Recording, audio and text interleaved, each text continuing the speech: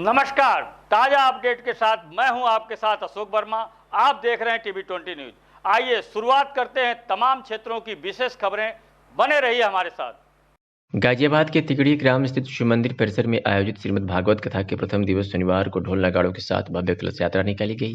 कलश यात्रा तिगड़ी एवं बेहरामपुर में घूमती हुई पुनः तिगड़ी ग्राम के शिव मंदिर परिसर स्थित कला स्थल पर पहुंची। कलश यात्रा के दौरान ग्राम की महिलाओं ने कलश अपने सर पर धारण कर नाचते गाते वातावरण को भक्तिमय कर दिया।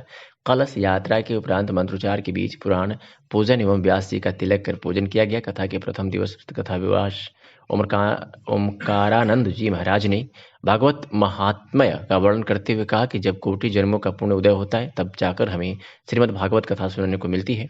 कथा के श्रवण मात्र से हमारे मेरु पर्वत के समान पापों का शमन हो जाता है, इसलिए जीवन में हमेशा नेक कार्य करते रहना चाहिए। परोपकार की भावना हमारे जीवन को श्रेष्ठता प्रदान कर भगवान के निकट ले जाने का कार्य करती है। वही दुर्व्यसन हमें पतन की ओर ले जाता है।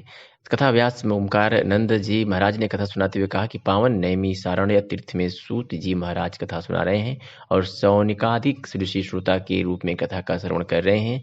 सूत जी ने भागवत कथा का महात्म्य बताते हुए श्री कृष्ण की भक्ति को श्रेष्ठ बताया। भक्ति ज्ञान वैराग्य की विषाद व्याख्या के अलावा गोकर्ण धुंधकारी की कथा एवं सुखदेव जन्म आदि की कथा सुनाई गई। इस दौरान मीडिया से बातचीत में क्या कुछ और कहा कथा व्यास ओमकारानंद जी महाराज ने, देखिए इस खास रिपोर्ट में।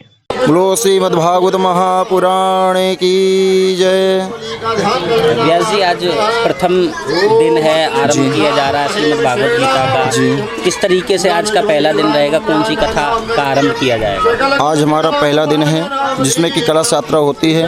कलश यात्रा होने के बाद आज महात्म्य बताया जाएगा कि महात्म्य ऐसा होता कि भगवान श्री सुखदेव जी ने किसको कथा सुनाया और किसके द्वारा कहाँ तक कौन सुना है, तो वही भक्तों को बताया जाएगा। और कलश के बारे में बताया जाएगा कि कलश क्यों उठाया जाता है, कलश में जो नारियल होती है वो कौन सी है और किसका रूप दिया गया है।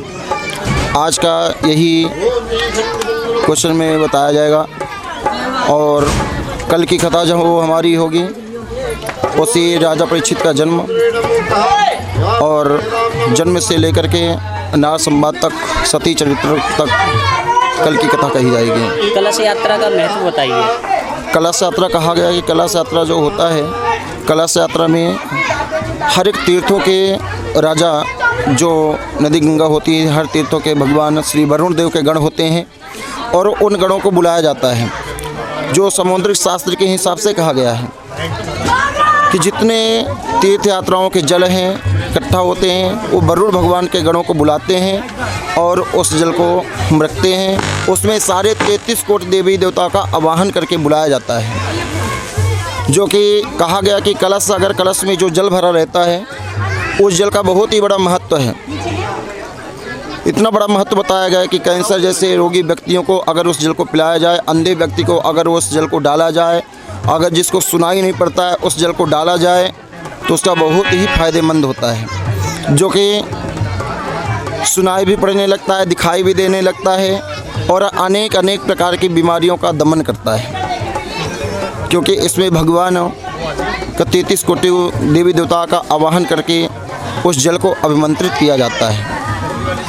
ये बहुत ही बड़ा सौभाग्य होता है जिनको कलश उठाने का सौभाग्य मिलता है, प्राप्त होता है कि जो अनेक जन्मों का संस्कार जब उदय होता है, जब ऐसी कथाओं में कलश उठाने का सौभाग्य प्राप्त होता है, अन्यथा नहीं होता है।